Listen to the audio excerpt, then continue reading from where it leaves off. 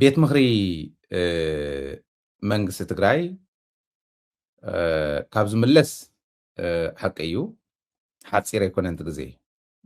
ተወሰነ ሰሙናት ሕሊፉ ኣሎ ምስ ተመለሰ ሽዑ ኢሚድየትሊ መንግስቲ ክምስረተ ኣይኽእልን ካቢነ ክምረፅ ስለ ዘለዎ ዝሽወምን ዝቕየርን ክፍለጥ ስለ ዘለዎ እዚኦም ንምግባር እቱ ካቢኔኻ ኣብ ሓፂር እዋን ካቢኔኻ ሸምካ ምፃእ ተባሂሉ ሓላፍነት ዝተዋሃቦ ዶክተር ደብረጽዮን ካቢኔ ሸይሙ ክኸይድ ዝነበሮ ናህና ኤክስፔክቴሽን ቅድም ኢሉ ዋላ እንተነበረ ዘንጊዑ እዩ ዝብል እምነት ዋላ እንተሃለወና ኣነ ፐርሰናሊ ከምኡ ኣለኒ እቲ ግዜ ዝወሰደሎም ፅንሒልና ክንመፆ ኢና ሓደ ክልተ እንዳበልና ኣብ ኣተን እውን ክነቕምጥ ስለ ዝኾነ ነገር ግን መንግስቲ ትግራይ ፅባሕ ክምስረት እዩ ክንብል ከለና ብዕሊ እቲ ገምጋማት ዝቐነየ ኩሉ ነገር ነፂሩ ዝእረም ተዓሪሙ ዝጥንቀቕ ተጠንቂቑ ዝሓልፍ ሓሊፉ ክንደይናይ ዝኣክል ዲቴይል ነይሩ ክንደይናይ ዝኣክል ብቕንዕና ተሰሪሑ ዝብል ናይ ባዕሉ ኮይኑ ነገር ግን መንግስቲ ናብ ምምስራት በፂሕና ኣለና እቲ ኣነ ስጊኡኒ ዝነበረ ናይ ሓደ ሰብ ክልተ መዓልቲ ኣወዲኣት ኣለዎም ሓደ መዓልቲ ክግምግምዎ ካልኣይ መዓልቲ መልሲ ንክህብ ናይ ዓለም ማለት እዩ ተስሕቕ እያ ሓደ ግዜ ነንባዕልካ ከምኡ ምኳን ብጣዕሚ ዝገርም እዩ እና ኣነ ገምገእቱ ሓሳበይታ እዩ ነይሩ ኦኬ ማእኸላይ ኮሚቴ እዩ ንሓደ ማእኸላይ ኮሚቴ ክልተ መዓልቲ እንተወዲኦምሉ እንታይ ተኣምራቱ እዩ ክርአ ከመይ ዝበለ ጉዳጉዲና ክንርኢ ንሓደ ክልተ መዓልቲ እንዳበልካ እዩ ነይሩ ግን ንሓደ ሰብ ክልተ መዓልቲ ወዲኦም ነቶም ዝተረፉ ክልተ ሰዓት እዮም ወዲኦምሎ እዚ እቲ ዘሎ እቲ ዝነበረ እዩ ዝነግረኩም ዘለኹ ንሓደ ሰብ ክልተ መዓልቲ ነቲ ዝተረፈ ግን ክልተ ሰዓት ገይሮም ወዳዲኦሞ ማለት እዩ ፅቡቕ እዩ ወል ማለት ኣካይድኦም ድሕር ኮይኑ ናይቲ ውድብ ኦልሬዲ ሓለፍቲ ተባሂሎም ከዓ ዝተቐመጡ ንሶም ዝመርሕዎ ምኽታል ናይ ግድን እዩ ሓሳብ እንተሃልዩ ምቕራብ ግን ናይ ግድን ከዓ እዩ ደደቢት ስለ ዝኾነ እዩ ብዋናነት መንግስቲ ትግራይ ፅባሕ ክምስረት እዩ ክንብል ከለና ቤት ምኽሪ ተመሊሱ ቀኒዩ ቤት ምኽሪ ክወፁ ዝግብኦም ክረኣዩ ዝግብኦም እንዳረኣየ ቀኒዩ ብርግፅ ዝተርፉ ውሕዚ እውን ክህልው እዮም ኣዋጃት ክወፁ ኣለዎም ኢለ ዝኣምን ኣነ እቲ ናይ ብሄራዊ ሓድነትና ዘረጋግፅ ኣዋጅ ናይ ክሕደት ኣዋጅ ክሕደት እንሪኦሎም ሰባት ብናይ ክሕደት ኣዋጅ ክሕተቱ ግድን ስለ ዝኾነ ኣብ ዝኾነ ይኹን እዋን ተሓታትነት ኣድላይ እንድዩ ኣብ ፀቢብ እዋን ክኸውን ከሎ ከዓ ተሓታትነት ተዘይሃልዩ ፋሉል ዝኸድ እንተኮይኑ ገሊኡ ሰብ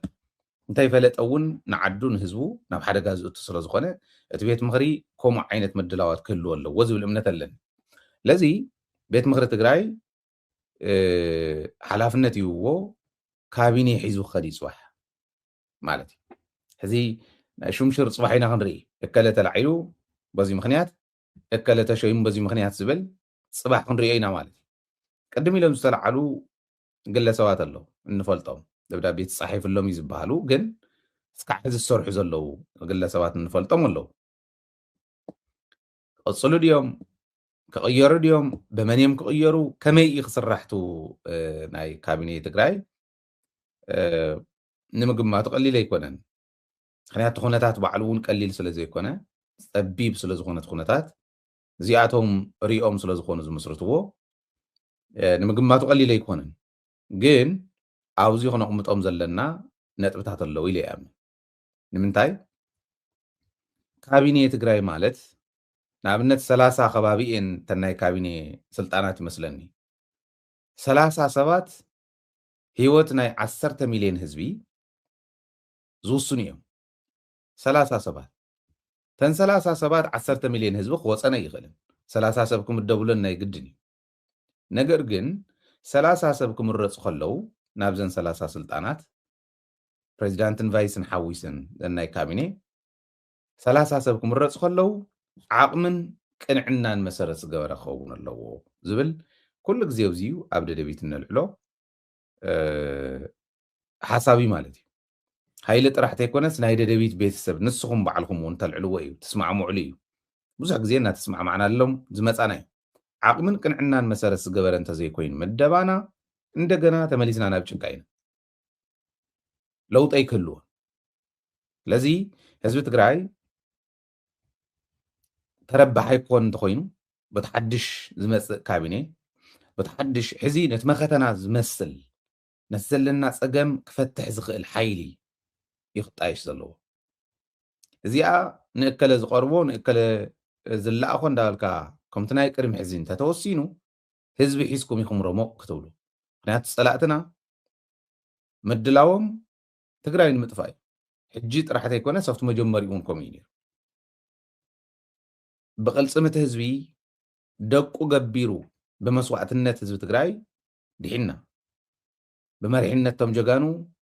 ካፍቲን ተኣኻኺቦም ዝመፁ ጀነራላትና ድሒና بوانا ግን መንእሰይ ትግራይ ዓዶ ድሒኑ ህዝቦ ድሒኑ ሕጂ እንደገና ደጋጊምና ናብ መስዋዕትነት እንተይኮነ ፖለቲካ ዝፈልጡ ዲፕሎማሲ ዝርድኦም ደገን ውሽጥን ዘሎ ህዝቢ ሓደ ገይሮም ክመርሑ ዝኽእሉ ፅኑዕ ካቢነ ይኸልወና ናይ ግድን ይኸውን ማለት እዩ እዚኣ ንኽትህሉ ናይ ዶክተር ደብረፅዮን እዚዩ ማንም ዘይረኽቡ ዕድል እንዲ ታተዋሃወቶ ግዜ አንፎርቹኔት ኮይኑ በታ ዝተወድአታ ተወዲያ እዚ ከምቲ ሕዚ ንሱ ረኺብዎ ዝኒሄ ካልኣይ ዕድል ዝረኸቡ ኣብ ዓለም ብዙሓት ኣይኮኑ የለውን ከምኡ ዝበለ ዕድል ዝረኸቡ ካልኣይ ዕድል ረኺብሉ እሞ ከዓ ድሕሪ ጀኖሳይድ እዚ ዓድል እዚኣ እንተበላሽዋ ናይ ሌጋሲ ጉዳይ እዩ ፅባሕ ንጎ ኣብ ስልጣን ነይሩ ተባሂሉ ዝፅዋዕን ዓደ ብሊዑ ከይዱ ተባሂሉ ዝፅዋዕን ዓደ ልሚዑ ከይዱ ተባሂሉ ዝፅዋዕን ነንወይኖም እዮም ኦፖርቹኒቲ እያ እዚኣ ህዝቢ ትግራይ ካፍታ ዘለዋ መዓሙቕ ኣውፅኡ ናፍታ ዝደልያ ፀፍሒ ኣብፂሕዎ እንድሕር ከይዱ ዓብይ ሌጋሲ ገዲፉ ይኸድ ኣሎ ማለት እዩ እዚኣ ንምግባር ኣንነት ሃልዩ ወይ ዝኾነ ብላዕሊ እየ ዘለኹ ኣነ ሞ ኩሉ ነገር ክገብር እየ ክብል ኣይኮነን ዲክታተርሽፕ ኣይኮነን ዝሰብኽ ዘሎ ሃይዳ እዩ ዓቕምን ቅንዕናን መሰረት ዝገበረ ምደባ ናይ ኩሉ ትግራዋይ ዓቕሚ ክጥቀም ዝኽእል መሪሕነት ኣብ ሕርሻ እንተሃልዩ ናይ ሕርሻ ምሁራን ኣለዉ ናይ ሕርሻ ክኢላታት ከዓ ኣለዉ ኣብ ሕክምና እንተኮይኑ ናይ ሕክምና ምሁራን ኣለዉ ናይ ሕክምና ክኢላታት ከዓ ኣለዉ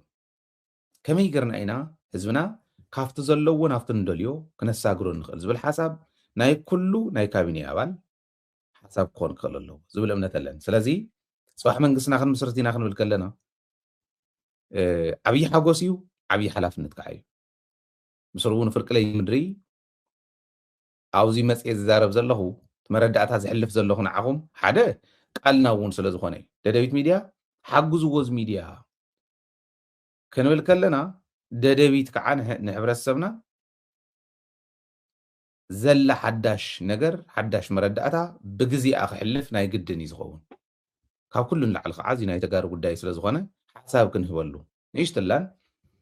ኢንፍሉንስ ክገብር ይኽእል እዩ ማሕበረሰብና እንተሰሚዕዎ ስለዚ እቲ ንሕልፎ ሓሳብ እውን ነቲ መሪሕነት ባዕሉ ሰሚዕዎ ዝሓድር ስለ ዝኾነ ደደቢት ሓላፊኡ ሓፈሻዊ ማሕበረሰቡ ዝሪኦ ቴሌቭዥን ጣብያ ስለ ዝኾነ ኣብ ዝኾነ ይኹን ሆቴልን ካሊእን ዝኽፈት ቴሌቭዥን ጣብያ ስለ ዝኾነ ሓበሬታ ክሓልፍ እዩ ብሓደ ወይ በቲ ካሊእ ስለዚ ብዋናነት ኣብዝዩ ኩሉ ግዜ እንዳበልናዮ ዝመፃና ዓቕምን ቅንዕናን መሰረት ዝገበረ ምደባ እንተዘይገይሮም ካብኡ ናብኡ እዩ ዝኸውን ሓድሽ ነገር ኣይፍጠርን ስለዚ እዚኣ ሓደራ ክብል ስለ ዝደለኹ እዩ እቲ ቤት ምኽሪ ይሾሞ ዘሎ ኣብ ቤት ምኽሪ ክቐርብ ከሎ ዝቐረበ ሰብ ተቃውሞ ክገጥሞ እውን ይኽእል እዩ ንምንታይ እቲ ሽመት ሓንቲ ሲንግል ደብዳቤ ኣብ ሓንቲ መስመር ተፃሓፈት ደብዳቤ እከለ ተሸምካ ኣለካ ወሪድካ ኣለካ ኣይኮነን ከምቲ ዝነበረ ናይ ግዜያዊ ምሕዳር ዝገብሮ ዝነበረ ከምኡ ኣይኮነን ልጓም ዘለዎ ስልጣን ይኽህልዎም መራሕቲ ሕዚ ክንብል ከለና እዚዩ ማለትና እዩ ልጓም ዘይብሉ ስልጣን ሒዞም ህዝቢ ትግራይ ኣሽከርኪሮም ክንዲ ድላዮም ተደልዮም በቕሊ ሸሊሞም ተደልዮም ኣድጊ ሸሊሞም ህዝቢ ኣጥሚዮም ኣድገ በቕሊ ሸሊሞም ዝኸዱ ዝነበሩ ሰባት ሓታት ኣይነበሮም ቤት ምኽሪ ምፍራስ ናይ መጀመርያ ኣድቫንተጁ ጻድቃን እዚኣ ተዋፀኒ ኢለ ክኸድ ከሎ ቤት ምኽሪ ከፍርስ ከሎ ልጓም ዘይብሉ ስልጣን ንምሓዝ እዩ ነይሩ ቤት ምክሪ ፍሪስካ ብትሕቲ ፅላል ጌታቸው ኮንካ ቤት ምክሪ ተፍርስ ኩሉ ነገር ትፀራርግ እሞ ንጌታቸው ትግልብጦ ተዕላምኡ ንስያ ንሳያ ነይራ እዚኣ ኣነ ዝብሎ ኣይኮነን ሃይለ ዝብሎ ናይ ሃይለ ሓሳብ ኣይኮነን ቃል ብቃል በዓል ብስራ ተማረ ኢሎሙና ኢሉ ኣብዚኣ ዮሴፍ ሃይለ ስላሴ ዘቃልዓ ቃል እውን እዩ ተዕላማ ጻድቃን ንምምፃእ ነይሩ ሕዚ ልጓም ዘይብሉ ስልጣን ሒዞም ዘጓይዎ ዝነበሩ ልዕሊ ህዝቢ ቸቸ ዝብሉ ዝነበሩ ሰባት ሕዚ እቲ ለውጡ እቲ ልጓም ናይ ቤት ምክሪ ስራሕ ናይ ቤት ምክሪ ተግባር እቱ ኣስተዋፅኡ ብተግባር ክንሪኦ ክንክእል ኣለና ተግባር ክንርኢ ከለና ዘይኮነ ሰብ እንተመፅዩ ተሎ ክምለስ ዝገብር ቤት ምክሪ ድሓን ዝኾነ ሰብ እንተተሪፉ እውን ክሓትት ዝኽእል ቤት ምክሪ ክኾን ክኽእል ኣሎ እቲ ሓላፍነት ብርግፅ ንዕኡ ዶክተር ደብረፅዮን ሂብዎ እዩ ግን በዚ ደረጃ ከይድ ምግባር ንኽእል ኢና ሕዚ ቤት ምክሪ ኣለና ማለት እዩ ንዕኡ ምጥንካር እዩ እቲ ዋና ስራሕ ዝኸውን ብዝኾነ ኮይኑ መንግስቲ ናብ ምምስራት ስሩዕ መንግስቲ ተመሊሱ ናብ ስርሑ ዝኣትወሉ ግዜ ምርኣይና ዓብዪ ነገር እዩ እዚ ዓብዪ ዕድል እዩ ስኢልና ከም ዕድል ዝረኸብናዮ ግን ኣይኮነን ብዙሕ ስራሕ ተሰሪሑሉ እዩ ቤት ምክሪ ናይ መለስ ዝብል ምስ በዓሎም ምስቶም ቤት ምክሪ እውን ኮይንና ሰሪሕና ኢና ነቲ ካድሪ እውን ኣነቃቂሕና ኢና ነቲ ህዝቢ ከዓ ብሓፈሽኡ ኣላዓኢልና ኢና ነዚ ንክኣምነሉ እውን ጌርና ኢና ሚድያ ዘለዎ ጥቕሚ ምርኣይ ይከኣል እዩ ማለት እዩ ደደቢት ሚድያ ዋላ ስልክምክም ኢልና ለይቲ ኣብ ናይ ድቃስ ግዜና እውን ከምዚ እንዳሰዋእና እንዳወፃና ማሕበረሰብና ርዲእና ሕቲ ናይ ኣብ ዩቱብ ዝከታተለና በይኑ ንሱ ዝከታተል እዩ ዝመስሎ ዋና ንሃና ኣብ ቴሌቭዥን እዩ ማሕበረሰብና ሙሉእ ማሕበረሰብ ትግራይ ካብ ጫፍ ናብ ጫፍ ኣላዓኢልና ሰሪሕና ኢና እቲ ህዝቢ ከዓ ብዓብይኡ ሰሪሑ እዩ ስለዚ መስዋዕትነት ከፊልናሉ ይኸካብ ዘለናዮ ማለት እዩ ዋላ ንስኹም ኣብዚ ትከታተሉ ኣብዚ ትከታተሉ ተከታቲሉ በብመድረኹ ሓሳብ ዘቕርብ ኣስተዋፅኦ ገይሩሉ እዩ ኢለ እየ ዝኣምን ስለዚ ብቃልስና ዘምፃናዮ እዩ ከምኡ ኮይኑ መፅኡ ከብቃዕ ከሎ ግን ሕዚ እቲ ንሕና እንደልዩ ዓይነት መንግስቲ ኮይኑ እቲ ንሕና እንደልዩ ዓይነት ስራሕ ክሰርሕ እንድሕር ዘይክኢሉ ንሕና እንደልዩ ክብል ከለኹ ህዝብና ምስጋር እንድያ ታመኸተ ምምራሕ እንድያ እዚኣ ክገብር ዝኽእል መሪሕነት ተዘይኮይኑ ጋዶ እዩ ዝኸውን ለዚ እዝዩ ብጥንቃቐ ክመርሕዎ ታተዋፆም ትሕዚ ዝብላ ዘለኹ እያ ዓቕምን ቅንዕናን መሰረት ዝገበረ መደባ ምግባር እያ ኩሉ በብሴክተሩ ይመርሕ ድሓር ጠርነፍ ኢሉ ከዓ ስለ ትግራይ ክዘቲ ከሎ ይቐልል ኩሉ ወጊኑ ስለ ዝመፅእ እዚኣ ተዋፀና ዝብል እምነት ኣለኒ እና ንመላእ ህዝቢ ፅባሕ ዝምስረት መንግስቲ ብዕሊ ብቃልስና እምበር ኣብዪ ኣሕመድ ፈትዩ ብልግሲ ዝህበና ዘሎ ኣይኮነን ብቃልስና ዘምፃናዮ እዩ ነገር ግን ኣብዚ በፂሕና ማለት ሶሉሽኑ ንሱ እዩ ናይ ፀገምና ማለት ኣይኮነን መፍትሒ ፀገምና ተወዲኡ ማለት ኣይኮነን እኺልና በቃ ኣብቱ ኣልቲሜት ናይ ፀገምና ክፈትሕ ዝኽእል ነገር በፂሕና ማለት ኣይኮነን ቱል እዩ እቲ ቱል እንተዘይተጠቒምካሉ ተመሊሱ ክበልዓካ እውን ይኽእል እዩ መሳርሒ እዩ መንግስቲ ምምላስ ስለዚ መንግስቲ ኢና መሊስና ዘለና መንግስቲ ኢና ነቋቁም ዘለና እዚ ባዕሉ ፀገምና ዝፈትሕ ኣይኮነን ክንፈትሓሉ ግን መሳርሒ ክኾነና ይኽእል እዩ ፅቡቕ መሳርሒ ንክኸውን እየ ሓሳብ ዝህብ ዘለኹ ክብል እየ እዚዩ ከም ዘሎ ኮይኑ ናብዚ ንምእታው ግን ሕወሓት ኣኼባ ቀኒያ ስጉምታት እውን ተወሲዶም ስጉምቲ ያው ዝባረር ኣይኮነን ሓደ ሓደ ሰባት ርአ ነይረ ኣብ ሶሻል ሚድያ እከለ ተባሪሩ ክንዲዚ ኣባሪራ ሕወሓት ኣኼባ ወዲኣ ሓደ ጥንቂቓ 4 ኣባሪራ ሓደ 2 ጥንቂቓ 5 ኣባሪራ ዝብሉ ብዙሓት ርአ ነይረ ናይ ባዕሎም ግምት እዩ ተባረረ የለን ተጠንቀቑ ግን ኣለዉ እቲ ጉዳይ ከም ዝበልክዎ ስራሕ ፈፃሚ እዮም መጀመርያ ርኦም ስራሕ ፈፃሚ 2 ኣጠንቂቖም 2 ካብ ስራሕ ፈፃሚ ናብ ማእኸላይ ኮሚቴ ውሪዶም ንሓደ ከዓ ክፃረ ኢሎም ፔንድ ገይሮሞ ናይ ዶክተር ኣብርሃም ማለት እዩ ዶክተር ሰሎሞንን ዶክተር ፍስሃ ነውሪዶሞም ነልያን ተክላይን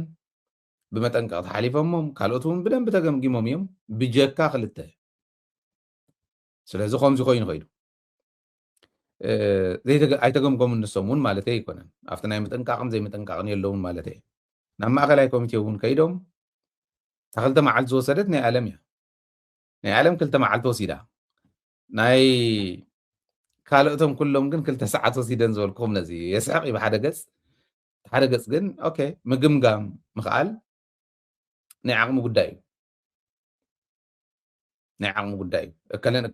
ካብ እከለ ሓይሽ ክብል እንተይ ኦፍ ኮርስ ሓይሽ እዩ ተመክሮ እውን ሂወት ዘመኑ ሙሉእ ኣብ ናይ ህዝቢ ስራሕ እዩ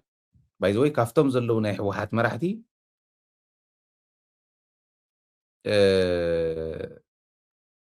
እስካዕ ሕዚ ካብ ዘለው ኣብ ናይ ህዝቢ ስራሕ ዝነበረ ካብ መፈጠሩ ካብ ዝቃለስ እውን ጀሚሩ ኣብ ናይ ህዝቢ ስራሕ ዝነበረ ፖለቲካ ዝነበረ ሰብ ዓለም እዩ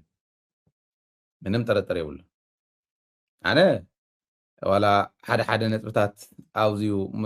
ቅማጥ እውን ወሳኒ እዩ ነቲ ውድብ እዩ ዝጠቅም ትውድብ ከዓንወና ይንደልዩ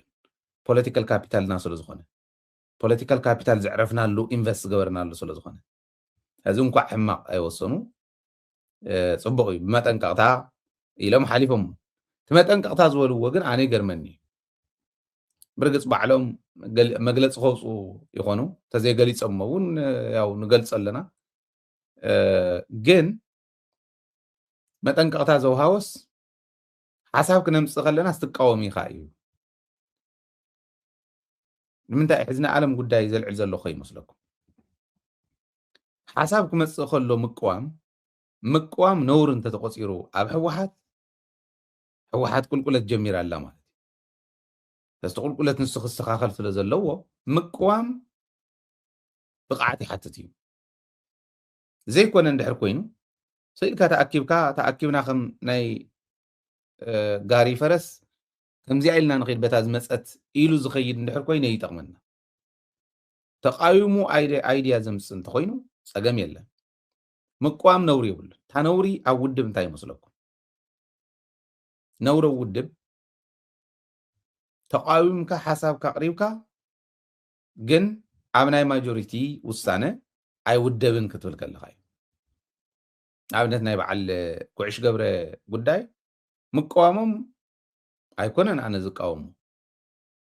ተቃዊሞም ነቱ መግለፂ መሰል እዩ ሓሳብ ኣቅሪቦም ኣብቲ መጀመርያ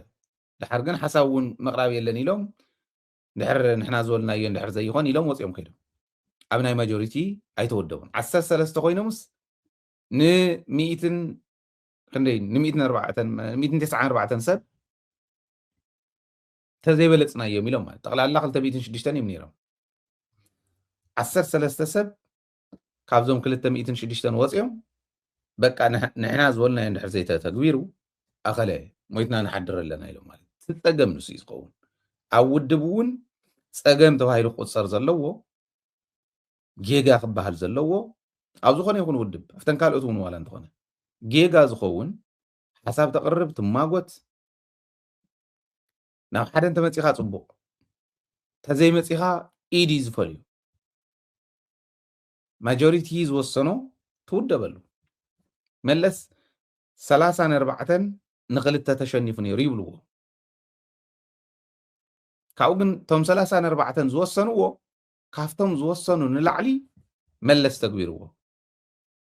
እዚ ሃይለ ዝብሎ ኣይኮነን ባዕልኩም መቃልሱ ትብልዎ እዩ ስለዚ ምቅዋም ጌጋ ኣይኮነን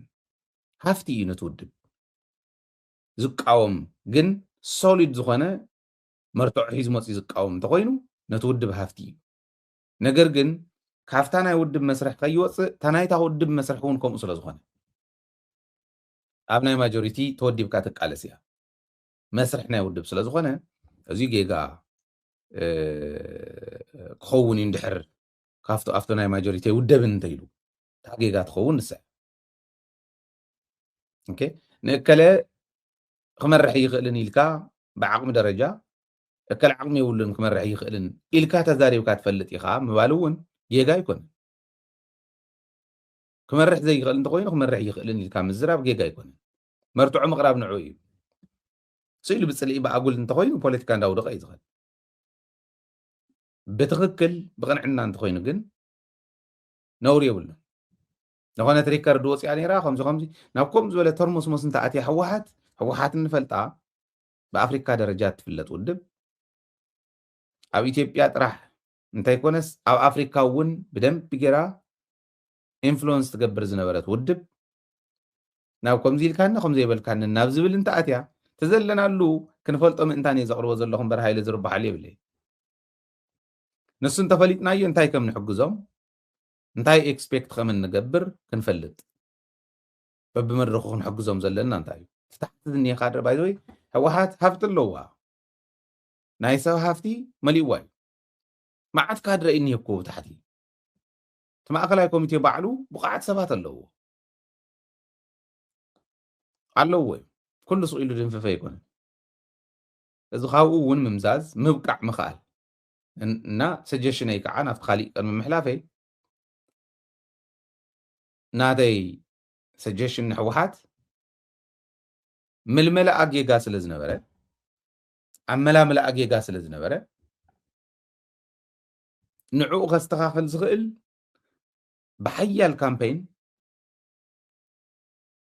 عقمي هانيصا بوليتيكاو عقمم هانيصا اتئتو مهران كلو والو بالي زيناتي سجشني زين انت غيرا نتزغودله كتمال تخليا بانك ني هو اتليست سلاز كاو اندامصت زغودله كتمال تخليا مالتي مرحنته ون زغيركم يي تعبال زبحال زقربهم صحفات يوم نتحدش نتزمص اندهنصو زغر أوزي مهران متاو صبق خونيو سلازي تزنبر ملاملا نعو نتستفت أرس أجم أوفسيت قبر زغل سرح مسرح كدلي عايز بالأمنة لن أفتم زوردو كلت مع أخلاي كوميتي سرح فتصمتي نعم مع أخلاي كوميتي زوردو خلت له كم زول كوفس دكتور فسان دكتور سلمون أوزي أتوم متك عتا كلت تمريض أملو دكتور كيروسن تجار لا يتولد قبل صادق እዚኦም ተመሪፆም ኣለዉ ዝብል መረዳእታ ወፂሕና ኣሎ ከም ደደቢት ዝረኸብናዮ መረዳእታ እዚ እዩ ምናልባሽ ኦፊሻሊ ኣናውንስ ከዓ ዝገብርዎ ብዙሕ ዲቴይል ኣይንኸደሉን ዶክተር ኪሮስ ናይ ትምህርቲ ቢሮ ይመስለኒ ናይ ትምህርቲ ቢሮ ሓላፊ ማለት እዩ ኣክሱም ዩኒቨርሲቲ እውን ኣክቲንግ ፕሬዚዳንት ከምኡ እውን ናይ ኣካደሚክ ቫይስ ፕሬዚዳንት ኮይኑ ዝመርሕ ዝነበረ እዩ ማእከላይ ኮሚቴ ኣባል እውን ኮይኑ ዝፀንሐ እዩ ማለት እዩ ስለዚ ካብቲ ማእከላይ ኮሚቴ ምውፅኦም ዘለዉ እዚ ከምኡ ዝበለ ባንክ እንተሃሊካ ናውፃኻ ክትክእ ከም እትኽእል መርኣያ እዚ እዩ ተጋዳላይ ተወልደ ናይ ነዊሕ ግዜ ተጋዳላይ እዩ ናይ ትሕልፍ ቃልሲ ተጋዳላይ እውን እዩ እዚኦም ተኪኦም ኣለዉ ሕወሓት ክትሪኦ ዘለዋ ሕዚ ሕወሓት ናይ ሕዚ ጥራሕ ኣይኮነን ኣፍንጫ ኣፍንጫ ኣብዚኣ እንዳረኣኻ ሕዚ ድሓን ኣለና እንዳበልካ ኣይኮነን ፅባሕ ሕወሓት እንታይ ድሕሪ 100 ዓመት ሕወሓት እንታይ ከምኡ ኢሉ ዓሚቱ ክኸይድ ዘይኽእል መሪሕነት ሕወሓት ጋዶ እዩ ዝኸውን ስለዚ ኣብኡ እውን ሕሰቡ ንሕና ኣይክነድቅሰኩምን ከምዚ ክብል ከሎ ክድንግፁ እዮም ገለገለ እዮም ዋ ሞየም ፃዕዳ ትብል ኣይነበርካን ሕዚ ደኣ ምስ መፀ ዕልል ዘይትብል ከምኡ ስለተለመደ እዩ ኣነ ከንጭብጭብ ኣይክእልን መፂኦም ኣለዉ ፅቡቅ ሰዓታ ዋና ሕወሓት ከይትፈርስ እውን ብዕቱብ ተቃሊስና ኢና ንሕወሓት ኢልና ኣይኮነ ንባዕልና እዩ ንህዝብና እዩ ህዝቢ ትግራይ ካብ ሕወሓት ወፃኢ ተደራጆ ውድብ ስለ ዘይብሉ ታዝሓሸት መማረፂት ሕወሓት ስለ ዝኾነት ኢና ተቃሊስና መፅያ ፅቡቅ ሕዚ ከዓ ንሕወሓት ኢና ንቃለሳ ከመይ ንቃለሳ ህዝቢ ትግራይ ጠለቡ እንታይ እዩ ኣደ ከይትጠሚ ህፃን ከይጠሚ ሕክምና ከይስእን መንእሰይ ከይስደድ መንግስት ሰራሕተኛ ደሞዝ ከይስእን መሬትና ክምለስ ኦኬ ሕድሕድ በብግዚኡ ክንገብሮ ዝግባአና ክንገብር ንሕወሓት ከዓ ክንቃለሳ ኢና ሕዚ ማለት እዩ እናደገፍና ኢና ንቃለሳ ክብል ከለኹ ኣብቲ ዝድገፍ ንድግፎም ኣፍታ ሓምቁ ከለዉ ሓሚቕኩም እንዳበልና ገዛና እንኳሕኳሕና ኢና ክንዓድር እዚ ሚድያ ማለት ንሱ እዩ ነዚ እንኳዕ መፀ እንኳዕ ናብዚ በፃሕና ኩሉ ነገሮም ማሊኦም አትሊስት ዋላ ግዜ እንተወሰዱ ዋላ እቲ ዝነበረ በለካለ ከዓካ ፅቡቕ እንተዘይኮነ ስለንፈልጦ ግን ሕዚ ከዓ ርንብ ኢሎም ናብዚኣ ምምፅኦም ነቲ መኸተ ብራኽኡ ልዕል ከብሎ እዩ ንእሽታን ማለት እዩ መኸተና ብዕቱብ ንቅድሚት ክነሳግር ከም እንኽእል ከርኢ እዩ ማለት እዩ ፅቡቕ ጅማሮ እዩ ኢለ እየ ዝሓስብ ፀላእትና የማንን ፀጋምን ይርእዩ ኣለዉ ኢለ እየ ዝኣመን ሕዚ ከመይ ጌርና ንበታትኖም እዩ ለይትን ቀትርን ሓሳቦም ምክንያት ትግራይ እንተዘየጥፊእና ደቂስና ይንሓድርን ዝብል ዕላማ ስለ ዘለዎ እዚኣ ኢሎም ዝኸዱ ፀላእ ተቐሚጡ ደቂሱ ዝሓድር ኣመራርሓ እንተሃልዩ ኣይንድቅሶም እዚ ክንብል ከለና ቅረ ይበልኩም ናይ ግድን ከምኡ ስለ ዝኾነት ናይ ሚድያ እዩ እንደም እቲ ማሕበረሰብ እውን ከምኡ ይኾን ዘሎ ሓታታይ እዚኣ ጌርና ክንከድ ኢና ካብኡ ቀልጢፉ እቲ ቤት ምኽሪ ኣዋጃት ኣውፅኡ እቶም መኸተና ንድሕሪት ክምለስ ኣብ ውሽጢ ኮይኖም ሕንካሮ ዝፃወቱ ዘለው ነዚኣቶም ኣደብ ከትሕዝ ዝኽእል ኣዋጅ ምእዋጅ ናይ ቤት ምኽሪ እዩ እዚኡ ኣፀጊሙሉ እንድሕር ኮይና ኣዋጅ ክእወጀሉ ናይ ምቕራብ ናይቱ ስራሕ ፈፃሚ ዝመርሕ እዩ ለዚኣቶም ተናቢቦም ንመኸዱ ሚድያ እውን ከዓ ኣብ ጎኖም ኮይኑ ሰፖርት እናገበሮም ክኸይድ ናይ ግድን ንሕናቱ ክንፃወቶ ዝግባእና ክንፃወት ኢና ማለት ኢና እዚ እዩ ስለዚ ብኣጃ ነገሩ ፅባሕ ክንሪኦ ኢና ላይቭ ክንሕልፎ ኢና ሕና እውን ክሓልፍ ዝግብኦ እቱ ብሪከርድ ንሕልፎ እውን ብደንቢ ጌርና ዶኩመንት ክንገብረልኩም ኢና ሚድያ ንሱ እዩ ዝገብር ንመላእ ህዝቢ ትግራይ ግን እንተነኣሰ ካብቲ ቅልውላው ልጓም ዘይብሉ ስልጣን መሃብን ምውራድን ዕነይነይነን ባዕልና ምብላዕ ካብኡ ወፂና ናብዚኣ ምምፃእና ተነኣሰ ዝሓሸት እያ ኣግባብ ብዘይብሉ መንገዲ ከይዶም እንተዘየባላሾማ እዚኣ ዝሓሸት እያ ስለዚ ናብዚኦም ከዓ በፅሓና እዩ ፅባሕ ከዓ ብቀጥታ ስለትከታተልዎ ደደቢት ካብ ውሽጢ ዓዲ ዘሎ ስቱድዮና ብደንቢ ክሕልፍልኩም እዮም ክንሕልፍ ኢና ድሓር እውን ብደንቢ ጌርና ክንትንትና ኢና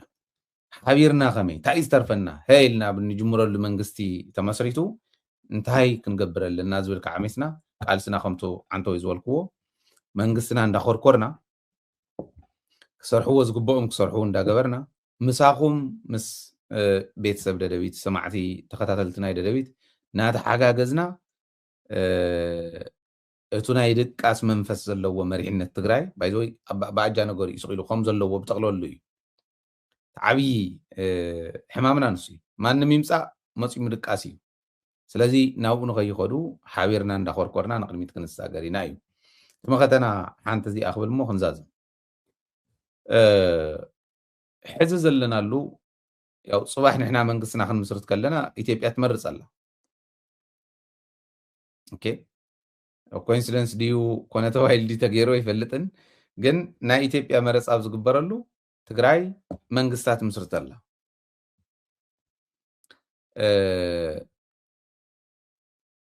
ምናልባሽ ስጋኣት ዘለዎም እውን ዓንተ ወይ ደው ኢሎም ስለ ዝነበሩ ኢለ